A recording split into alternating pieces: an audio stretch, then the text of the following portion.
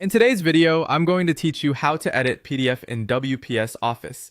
By the end, you'll know how to open a PDF, switch on editing, revise text and images, add annotations, insert new elements, and save your changes confidently.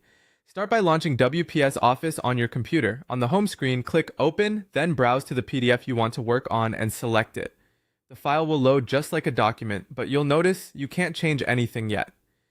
To make the PDF editable, go to the top menu and choose Edit PDF. This switches WPS into its PDF editing mode so you can modify content directly on the page. Keep in mind some advanced features may require a premium plan, but the core text, image, and annotation tools are available in the standard experience. To edit text, click directly on the text you want to change.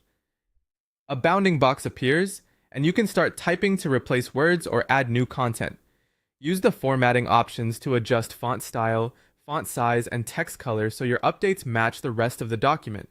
A quick tip: keep fonts consistent across the page for a professional look, and double-check line spacing after edits to maintain clean alignment. For images, click any picture to select it. You can resize it by dragging the corners, move it to a new spot on the page, or replace it if you have a better version. If an image isn't needed anymore, simply delete it. After moving or replacing graphics, scan the page to ensure text and images aren't overlapping and that margins still look balanced. When you want to mark up the PDF without changing the underlying text, switch to the comment or annotate tools. Here you can highlight important lines, add comments to explain revisions, draw simple shapes to call attention to areas, and insert notes for collaborators. These annotations sit on top of the document, which makes them ideal for reviews and approvals. If you need to add new content, head to the Insert tab. From there, you can place additional images, create text boxes for new sections, or insert links. Links can point to web pages or other parts of the document, helping readers navigate quickly. When you're done, save your work by clicking File, then Save, or press Ctrl+S.